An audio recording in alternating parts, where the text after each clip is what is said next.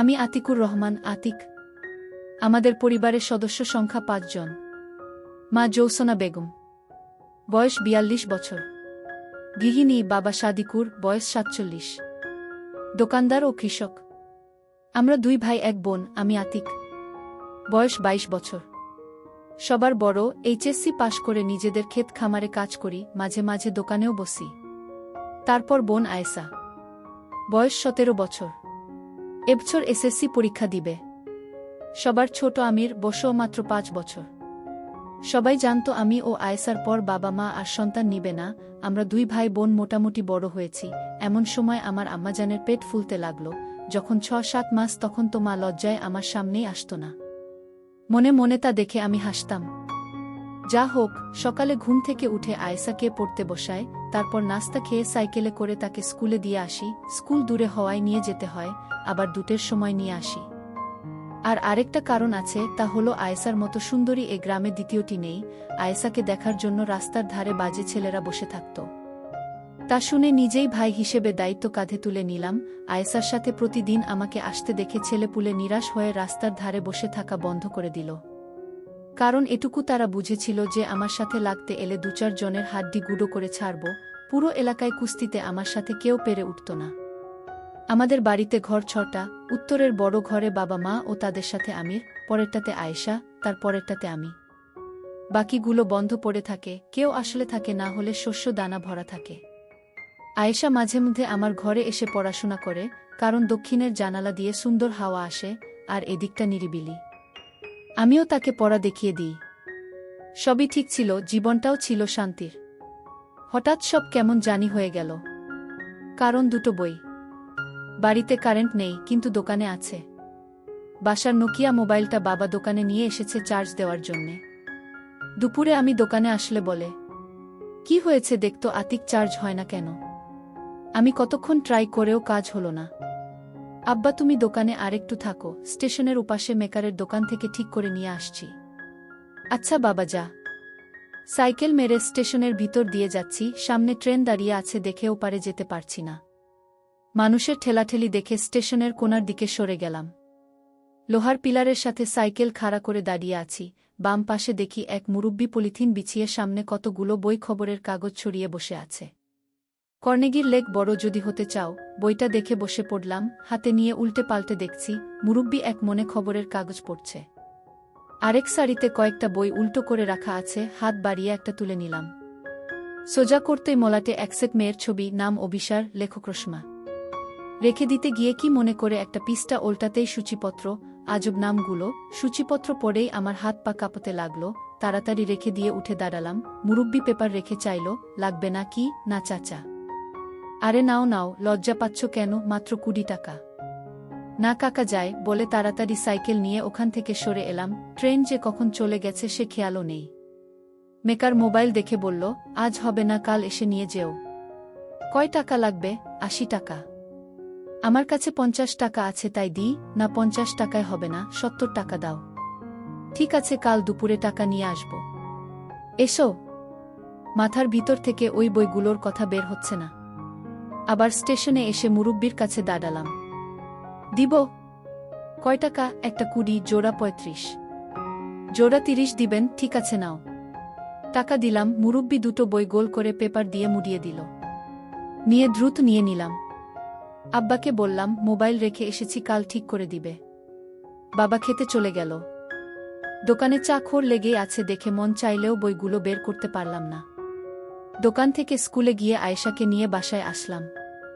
আমার ঘরে গিয়ে বই ২টো বিছানার নিচে লুকিয়ে রাখলাম। গোসল করে খেয়ে দিয়ে দরজা ঠেলে দিয়ে বই ২টো বের করলাম। দরজার ছিটকানি দিলাম না, দিন দুপুরে ছিটকানি দিলে খারাপ দেখায়। আমার ঘরে আয়েশা ও আমি ছাড়া কেউ আসে না। প্রথম গল্পটা পড়তেই নিজেকে হারিয়ে ফেললাম। একটা ছেলে তার বড় ভাবিকে নিয়ে কাহিনী। কেমন জানি অবাস্তব ধরনের গল্প। নিজে জীবনে কাউকে কখনো সেবা দেয়নি। কলেজে পড়ার সময় এক বান্ধবীর কমলা হাতে নিয়েছিলাম, এটাই যা অভিজ্ঞতা। তার মানে এই নয় যে সেবা দেওয়া কি জানি না, সবই জানি, সবই বুঝি। তবে এভাবে কখনো ভাবিনি। সব সময় ভেবেছি বিয়ে করলে বউ আসবে, সেই বুকে ইচ্ছে মতো দিব। কিন্তু এমন পাপ কাজ কিভাবে করে মানুষ? আরে যা, আমি কি আবোল তাবোল ভাবছি? এগুলো তো শুধুই গল্প কাহিনী। এদিকে আমার নিচে গরম হয়ে গেছে। গল্প পড়ে আমার এমন অবস্থা হলো যে মনে হচ্ছে এখন সেবা দিতে না পারলে মরে যাব। সারা বিকেল পড়ে একটা বই শেষ করলাম। বই দুটো লুকিয়ে রেখে বের হলাম। উঠানে বসে মা আয়েশার চুলে তেল লাগিয়ে দিচ্ছে। ওড়না ছাড়া ডালিমের মতো লাগছে। ছি, আমি একটা অমানুষ, নিজে আপন ছোট বোনের দিকে কি নজরে তাকাচ্ছি। মা বলল, কি রে বাবা, শরীর খারাপ নাকি? না গো মা। খেতে গেলি না যে? এমনি শুয়েছিলাম, কাল যাব। আয়েশা বারবার আজ চোখে নিচের দিকে তাকাচ্ছে। ভাগ্যিস এখনো জিজ্ঞেস করে বসেনি, তাড়াতাড়ি পুকুরের দিকে চলে এলাম। মা খেয়াল করলে তো সবই বুঝবে, আয়েশা হয়তো বুঝেনি। সন্ধ্যার পরে আয়েশা আমার ঘরে আসলো পড়ার জন্য। ভাইয়া, কয়েকটা আঙ্ক বুঝিয়ে দাও তো। ভালো লাগছে না, নিজেরটা নিজেই করে নে। দাও না ভাইজা। বললাম না এখন যা। আয়েশা রাগ দেখিয়ে গট গট করে নিজের ঘরে চলে গেল। নতুন বইয়ের আরও দুটো গল্প পড়লাম। মা খেতে ডাকল। খাওয়ার সময় আয়েশা মাকে বলল, মা, ভাইয়ার কাছে পড়তে গেলে খালি তাড়িয়ে দেই। কেন রে বাবা? কয়েকদিন পর পরীক্ষা, একটু দেখিয়ে দিলে তো পারিস। বোনটা ভালোভাবে পাশ না করলে বিয়ে দিবি কিভাবে? পাশ করা লাগবে না, এখনই বিয়ে দিয়ে দাও। নিজে আগে করে দেখাও না, আমাকে নিয়ে পড়লে কেন? তোর বিয়ে না দিয়ে আমি করছি না। বাবা, কি শুরু করলি তোরা খাওয়ার সময়? বাবা, ভিয়াকে বলো না একটু অঙ্কগুলো বুঝিয়ে দিতে। ঠিক আছে ঠিক আছে, খেয়ে দে, আয় দিচ্ছি। বাবা আমার কথা শুনে মুচকি হাসল। ঘরে এসে শুয়ে আছি, আয়েশা আসছে না দেখে আবার বইটা বের করে পড়া শুরু করলাম। কয়েক মিনিটের মধ্যে আয়েশা এসে পড়ল, তাড়াতাড়ি বিছানার তলে ঢুকিয়ে রাখলাম। কি রাখলে ভাইজা? কিছু না, পড়তে বস। কেউ চিঠি দিয়েছে নাচকি? বেশি পাকনা পাকনা কথা না। তাহলে কি রাখলে? বললাম তো কিছু না। চেয়ার টেনে বসলাম, কয়েকটা অঙ্ক কষে দিয়ে তাকেও কয়টা করতে বললাম। আয়েশা নিচু হয়ে লিখছে, ওড়না ঝুলছে, কিছুটা দেখা যাচ্ছে। এক মনে দেখে চলছি, ইস কি সুন্দর। ছি, আবার আমি এসব কি ভাবছি? ভাবলে ক্ষতি কি? গল্পের মন্টু যদি তার বড় দিদিকে সেবা দিতে পারে, বিয়ে করে বউ বানিয়ে ফেলতে পারে, আমি ভাবলেই দোষ। ভাইজা, এই ভাইজা, এহু কখন থেকে ডাকছি, কথা বলো না কেন? নিজের কাজ কর না, এত চিল্লাস কেন? কি হয়েছে তোমার, এমন করছো কেন? কিছু না, তোর অঙ্ক শেষ হয়েছে? হা, এই নাও দেখে। আচ্ছা তুই এখন যা, আমি ঘুমাবো। আয়েশা বই গুছিয়ে নিয়ে চলে যাচ্ছে, আমি আয়েশার দোলানো দেখছি। ইস কি সুন্দর আমার ছোট বোনটি। এমন সুন্দর একটা বউ যদি আমার হতো। না জানি এমন সুন্দর আমার বোনটাকে কে সেবা দিবে। ছি, আবার ভাবছি। অনেক রাত পর্যন্ত পড়ে বইটা শেষ করলাম। নিজেকে থামাতে না পেরে আয়েশাকে কল্পনা করে পানি ফেললাম। শেষে অনেক অনুতপ্ত হলাম। তারপরও শুয়ে শুয়ে আয়েশাকে নিয়ে কল্পনা করতে ভালো লাগছে, পারছি না ভাবা বন্ধ করতে। কখন ঘুমিয়ে গেছি জানি না। আজ শুক্রবার, আয়েশার স্কুল নেই, নাস্তা করে খেতে কিছু কাজ আছে দেখে রওনা দিলাম। অর্ধেক রাস্তা গিয়ে মনে হলো বই দুটো বিছানার নিচে রেখে আসা কি ঠিক হলো? বিছানা ঝাড়া দিতে গিয়ে যদি মা বা আয়েশা পেয়ে যায়, এতদূর এসে ঘুরে যাওয়া সম্ভব না আর। কাজ শেষ করে বাড়ি আসতে আসতে 3টা বেজে গেল। গোসল করে খাওয়া দাওয়া করে ঘরে আসলাম। বিছানার চাদর চেঞ্জ করেছে, সুন্দর করে ঘর গোছানো, এটা আয়েশার কাজ। ও ঘর এলোমেলো দেখলেই গোছাতে শুরু করে। দরজা ঠেলে দিয়ে বিছানা উল্টিয়ে দেখি বই দুটো আছে, কিন্তু আমি যেভাবে রেখেছিলাম সেভাবে নেই। তার মানে আয়েশা দেখেছে। পড়েছে কি? পড়ে থাকলে আমাকে খারাপ ভাববে, বাবা মাকে কি বলে দিবে? ইস কি হবে এখন, ভাইজা? এই ভাইজা করতে করতে ঘরে এলো আয়েশা। হা বল। আমাকে একটু বাজারে নিয়ে চলো তো। কেন, দরকার আছে? কি দরকার সেটাই তো জানতে চাইছি। আমাকে বল কি লাগবে, এনে দিচ্ছি, তোর যাওয়ার দরকার নেই। না, তোমাকে বলতে পারবো না, তুমি নিয়ে চলো। ঠিক আছে চল। সাইকেলের পিছনে বসে ঘাড়ে হাত দিয়ে বসে পড়ল। একটু দূরে আসতেই মনে হচ্ছে আয়েশা সামনে চেপে বসল। এমন তো কখনো হয় না, আয়েশা তো নির্দিষ্ট দূরত্ব বজায় রাখে। আজ এমন করছে কেন? নাকি গল্প পড়ে তারও কুটকুট করছে? বাজারের কাছে চলে এলাম, আয়েশাও সরে বসল। আয়েশা কসমেটিক্স এর দোকানে ঢুকল, আমি বাইরে দাঁড়িয়ে আছি, তুই যা। তুমিও এসো, দোকানদারটা আমাকে ঠকায়। আচ্ছা চল। কয়টা সিটি গোল্ডের চুড়ি, কানের দুলা, টিপ, ফিতে কিনল। তারপরও এদিক ওদিক চাইছে দেখে, কি রে আর কিছু লাগবে? হা, তুমি বাইরে যাও। আমি থাকলে সমস্যা কি? সমস্যা কিছু না, শরম লাগে। হয়েছে হয়েছে, আর শরম করা লাগবে না, তাড়াতাড়ি নে, সন্ধ্যা হয়ে এলো। আয়েশা দোকানদারকে ইশারা করল। কত? ৩২। দোকানদার আমাদের সামনে বেশ কয়েকটা বের করে দিল। এতক্ষণে বুঝলাম আয়েশা এজন্য লজ্জা পাচ্ছে। আরে পাগলি, লজ্জার কি আছে এতে, নেনে যেটা পছন্দ হয়। আয়েশা লজ্জার হাসি হেসে গোলাপি একটা নিল। একটাই নিবি? আয়েশা মাথা নিচু করে আস্তে করে বলল, হ্যাঁ। একটাতে কেমন করে হয়, গোসল করলে তো আরেকটা লাগবে। আরেকটা নিয়ে নে। আয়েশা মাথা তুলে না দেখে আমি একটা লাল কালারের পছন্দ করে প্যাকেট করে দিতে বললাম। আর কিছু? তুমি যাও না বাইরে। আমি মুখ আয়েশার কানের কাছে নিয়ে বললাম, দোকানদার তো আর জানে না যে আমি তোর ভাই, তাহলে এত লজ্জা পাচ্ছিস কেন?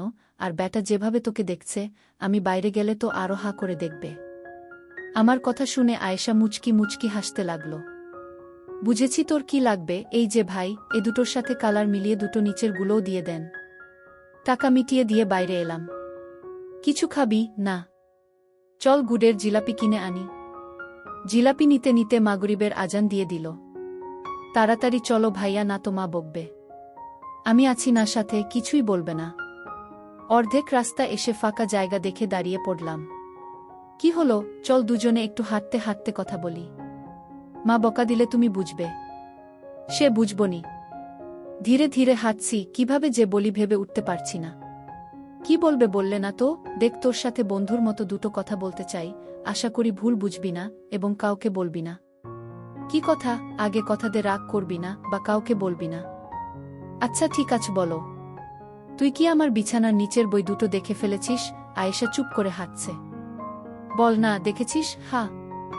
পড়েছিস? না। মিথ্যে বলছিস কেন? ছি ভাইজা, তুমি এসব কি পড়ো? এসব কোথা থেকে পেলে? এমন খারাপ জঘন্য বই যে আছে তা আমার বিশ্বাস করতে কষ্ট হয়। পরশু দিন স্টেশনে পেয়েছি, কৌতূহল থামাতে না পেরে নিয়ে এসেছিলাম, পরে খারাপ দেখে পড়িনি, রেখে দিয়েছি। আমি নিজে দেখেছি তুমি পড়ছো। আচ্ছা বাদ দাও, পড়নি যেহেতু তাহলে রাখোর কি দরকার, পুড়িয়ে ফেললেই তো পারো। হ্যাঁ তাই করব। তুই প্লিজ কাউকে বলিস না। এটা কি কাউকে বলার মতো কথা? ধন্যবাদ। খালি ধন্যবাদ দিয়ে কাম হবে না, 2 দিন ওসব আজেবাজে পড়ার জন্য আমাকে পড়া দেখিয়ে দাওনি, সেটা পুষিয়ে দিতে হবে। ঠিক আছো, এমনভাবে এখন থেকে বুঝিয়ে দিব যে সবার থেকে বেশি নাম্বার পাবি। তাই মনে থাকে যেন। হা হা, মনে থাকবে। একটা জিলাপি খা। বাড়ি গিয়ে খাবনি। এখন খা না একটা। আচ্ছা দাঁড়া, আমরা দুজনে আজকে বন্ধু হলাম, সেই উপলক্ষে মিষ্টি মুখ কর। হি হি, ভাই বোনে বন্ধু হয় নাকি? হয়তো গল্পতে পড়িসনি। কোনো গল্পতে? আয়েশার কথার টোনে বুঝা গেল গল্পের কথা ইশারা করছে। তুই যেটা বুঝেছিস। ইসছি, তুমি কি আমাকে সে গল্পের নায়িকা ভেবেছ নাকি? কেন, ভাবলে কি মহাভারত অশুদ্ধ হয়ে যাবে? ছি ভাইজা, তুমি অনেক খারাপ হয়ে গেছ। আয়েশার এমন কথায় মনটা দমে গেল, চুপ হয়ে গেলাম। চুপচাপ হাঁটছি দেখে। কি হলো? কিছু না। কথা বলছো না যে? চুপ করে রইলাম। রাগ করেছ ভাইজা আমার কথায়? না। তাহলে মুখটা গোমড়া করে রেখেছ কেন? চুপ। আচ্ছা ঠিক আছে, বন্ধুত্বের দাবিতে দাও তুমি খাইয়ে। আমি একটা জিলাপি বের করে আয়েশার মুখে তুলে দিলাম। অর্ধেক কামড়ে নিয়ে হাত থেকে বাকি অর্ধেক নিয়ে আমার মুখে তুলে দিল। আমিও হা করে নিয়ে নিলাম। চাঁদের আলো আয়েশার মুখের দিকে তাকাতে দেখি অবাক হয়ে চেয়ে রয়েছে। ওহ খোদা, আয়েশার মুখ এত গরম কেন? চল যাই, চলো। বাসায় এসে আমি আমার ঘরে, আয়েশা ওর ঘরে পড়তে বসল। আমি চুপচাপ শুয়ে রইলাম। কি করলাম এসব আমি তো সত্যি সত্যি আমার ছোট বোনকে কল্পনা করতে শুরু করেছি। নিজেকে মনে হচ্ছে প্রেমে পড়েছি। আমার প্রেমিকা আর কেউ নয়, আমার আপন মার পেটের বোন। সবাই মিলে খেতে বসে আয়েশাকে বললাম, খেয়ে দে, আমার ঘরে আয়, আজকে জ্যামিতি নিয়ে বসবো। ঠিক আছে ভাইয়া, তুমি যাও, আমি পরে আসছি। কয়েকটা জ্যামিতি করিয়ে দিয়ে ওর দিকে চেয়ে আছি। কিছু বলবে ভাইজা? যদি খোলামেলা কিছু কথা বলি রাগ করবি? আমি তোমার বোন, এমন কিছু বলো না যে আমি ছোট হয়ে যায়। ওকে বাদ দে। কেন, বলো কি বলবে? যে উত্তর দিলি আর বলার ইচ্ছে নেই। আচ্ছা ভুল হয়েছে আমার, এখন বলো। না, তুই হজম করতে পারবি না। আরে বলেই দেখো পারি কিনা। সত্যি তো? হা হা, সত্যি বলো। আমি মনে হয় প্রেমে পড়েছি। কার? যদি বলি তোর। কি যা তা বলছো? আমি তোমার বোন। তাতে কি হয়েছে? আমাদের প্রেম না হয় গোপন থাকবে। তোমার কি মাথা নষ্ট হয়েছে? আপন ভাই বোন কখনো প্রেম করে? আর সত্য এক সময় বের হয়েই পড়ে। তাহলে বইয়ের গল্পগুলো কি মিথ্যে? আমি কি জানি? প্লিজ ভাইয়া, এসব বন্ধ করো। জানতাম হজম হবে না তোর। হজম হবে না তো কি আমি এসব কথা বলে বেড়াবো? একবার ভেবে দেখ কত মজা হবে। ভাবার দরকার নেই, এসব ভাবাও পাপ। যত নষ্টের গোড়া ওই বই, ও দুটো দাও আমাকে, এক্ষুনি পুড়াবো। বই পুড়ালে কি আমার মন শান্ত হবে? আয়েশা আমার হাত ধরে নিয়ে বলল, প্লিজ ভাইজা প্লিজ, আমি তোমার আদরের একমাত্র বোন, কিভাবে পারছো এসব বলতে? হয়তো আমার ভুল হচ্ছে রে, কিন্তু মনকে থামাতে পারছি না। কি করব বল? আমার কোনো বান্ধবীকে পছন্দ হয় বলো, আমি নিজে তোমাদের প্রেম করিয়ে দিব। আমার সব বান্ধবী তোমার জন্য পাগল। না, আমার শুধু তোকে ভালো লাগে। বুঝছো না কেন তা সম্ভব নয়? কেন, তুই কি কাউরির সাথে প্রেম করিস? না না, তাই বলে আপন ভাইয়ের সাথে প্রেম করব? একবার করে দেখো না। ছি, আমার আর তোমার সাথে কথা বলতে ভালো লাগছে না। এই বলে বই না নিয়ে হনহন করে আয়েশা ওর ঘরে চলে গেল।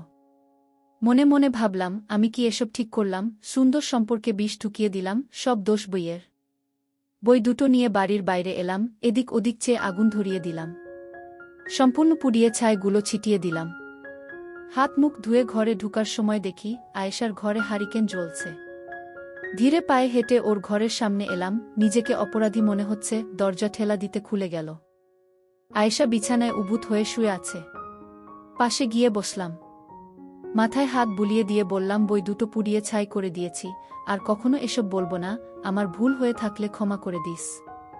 আয়েশা উঠে বসে আমাকে কাছে টেনে ধরল। ছি ভাইজা, তুমি বড়, তুমি ক্ষমা চাইতে পারো না? আমি কিছু মনে করিনি। আমি পিঠে হাত বুলিয়ে দিয়ে বললাম, তাহলে রাগ করে চলে এলি যে? আর পড়বি না? কয়টা বাজে? মনে হয় 9টা। হা, পড়ব, চলো। হাত ধরে নিয়ে এসে চেয়ারে বসিয়ে দিলাম। দেখ আয়েশা, চামড়ার মুখ দিয়ে যা বলে ফেলেছি তা তো ফিরিয়ে নিতে পারবো না, তবে কথা দিলাম আর কখনো তোকে লজ্জায় ফেলব না। আবার শুরু করলে? বললাম তো আমি কিছু মনে করিনি। ঠিক আছে, পড়তে শুরু কর। না, আজ আর পড়ব না। তাহলে কি করবি? তোমার সাথে গল্প করব। কি গল্প? হিহি, কথা বলছি, এসবই তো গল্প। হা হা, তুমি বই দুটো পুড়ালে কেন? পুড়াবো না তো কি করব? ইস, আমার একটা পড়া হলো না। আমি অবাক, তার মানে তুই একটা পড়েছিস? হা, একটা। কোনটা? অভিসার। হা হা, মিস করে দিয়েছিস, পরেরটা আরও দারুণ ছিল। সূচিগুলো বলো একটু। না, বলবো না, অনেক খারাপ। কত খারাপ তা তো একটা পড়েই বুঝেছি, বলো না একটু। জেনে কি করবি? মন চাচ্ছে জানতে। লজ্জা পাবি না তো? আমাদের মাঝে কি আর তা অবশিষ্ট আছে? আছে তো? না, নেই। যদি না থাকতো তাহলে তুই আমার পছন্দ করে দেওয়া লাল পোশাক পরে এসে আমাকে দেখাতি, বলতি, দেখো তো ভাইজা কেমন হয়েছে। আয়েশা লজ্জায় দুহাত দিয়ে মুখ থেকে বলল, তুমি যে ভাইজা কিভাবে দেখায় বলো? বন্ধু মনে করে দেখাস? পারবো না ভাইজা। ঠিক আছে, না দেখাস। যেদিন পড়বি সেদিন শুধু বলিস যে আজ তোমার পছন্দ করে দেওয়াগুলো পড়েছি, তাহলেই হবে। উপর থেকে কল্পনা করে নিব। হি হি হি। হা হা হা। মুখ থেকে হাত নামা। বলবো সুচি, বলো। তাহলে আমার দিকে তাকা। বলো। বাসর ঘরে বুকে বলে থেমে গেলাম। কি হলো? পরে কিন্তু আমাকে দোষারোপ করতে পারবি না বলে দিলাম। ঠিক আছে, বলা লাগবে না। এই নাও, খাতা লিখে দাও। তাই দে, এটাই সহজ হবে। বাসর ঘরে বুকে সেবা দিতে গিয়ে শাশুড়িকে দিলাম। ইত্যাদি ইত্যাদি। এই নে পড়ে দেখ। খাতাটা আয়েশার হাতে দিয়ে বিছানায় কাত হয়ে শুয়ে পড়লাম। আয়েশা পড়ে মুচকি মুচকি হাসতে লাগল। হাসছিস কেন? মানুষ কি এতটা বলদ আছে যে বউ বাদ দিয়ে শাশুড়ি? হি হি হি। গল্পটাতে বাসর ঘর অন্ধকার ছিল, আর বুটা ছিল ভীতু, তাই সে তার মার কাছে শুতে চলে যায়। তারপর পরেই বর ঢুকে বাসর ঘরে, এসে দেখে বউ নেই, সে বসে বসে অপেক্ষা করে। শাশুড়ি ভাবে যায় জামাই বাবাজিকে বলে আসি। অন্ধকার ঘরে ঢুকতেই বর তাকে বউ ভেবে শুরু করে দেয়। সে মহিলাও মোটামুটি তার মেয়ের মতো দেখতে, তাই বর বুঝতে পারে না যে এটা তার বউ নয়। আর শাশুড়ি ছটপট করলেও লজ্জায় কথা বলতে পারে না। সে বিধবা হওয়ার কারণে অনেক দিন থেকে বঞ্চিত ছিল, তারও ভালো লাগতে লাগে, দুজনে ইচ্ছেতে সব হয়ে যায়। একবার হওয়ার পর হঠাৎ বর লাইট জ্বালিয়ে দেখে এটা তার বউ নয়, শাশুড়ি। হি হি, দারুণ তো। আচ্ছা ভাইজা, তোমার সবচেয়ে কোনটা ভালো লেগেছে? তার আগে তুই বল, অভিসারের কোনো গল্পটা তোর ভালো লেগেছে? আগে তুমি বলো। তাহলে তুই বলবি? যাও, বলবো। একটা নয়, দুটো খুব ভালো লেগেছে। বড়দির অন্যরকম ভালোবাসা ও আমার কল্পনার জগৎ। একটু বলো না শুনি। আগে তোরটা বল। মামির কার্যক্রম। আমার মনে হয় না ওটাতে সবচেয়ে সুন্দর গল্প ছিল বনবু। আমার কাছে যেটা ভালো লেগেছে সেটা বলেছি। আচ্ছা এখানে আয়, আমার পাশে বস। আয়েশা উঠে এসে আমার পাশে বসল। মন চাইলে একটু শুতে পারিস। না, তুমি বলো তো। মনে হয় না ঠিক মতো বলতে পারবো, বুঝতেই তো পারছিস ভাষাগুলো কেমন। সেগুলো বাদ দিয়ে বলো। এক কাজ করলে হয় না, আমি রাতে লিখে রাখবো, তুই কাল পড়ে নিবি। হই, কিন্তু এখন আমার জানতে ইচ্ছে করছে। ওকে, তোকে সব খোলামেলা বলবো, একটা শর্তে। কি? তুই ওগুলো পরে একবার আমাকে দেখাবি। আমি কখনো দেখিনি তো, তাই ভীষণ মন চাইছে। জানি লজ্জা পাবি। 1 সেকেন্ড দেখে আমি হারিকেন বন্ধ করে দিব। কদ দিলাম। মরে যাব ভাইজা। ঠিক আছে, লাগবে না। হারিকেনটা বন্ধ করে এখানে শুয়ে যা, আমি শোনাচ্ছি।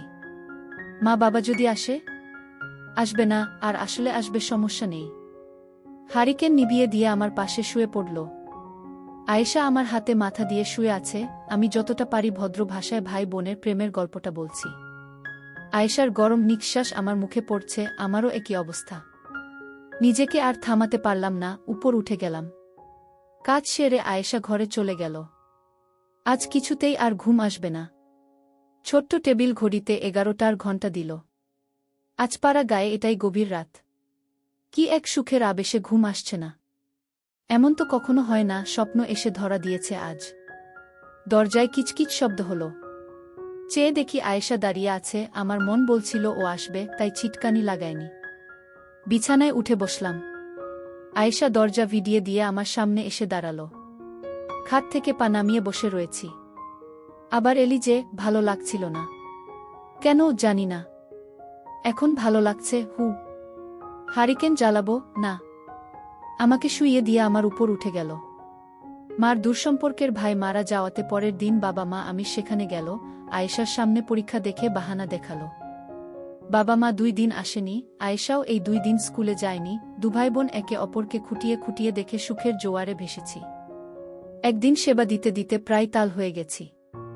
হঠাৎ মায়ের কান্না শুনে হুঁশ ফিরে।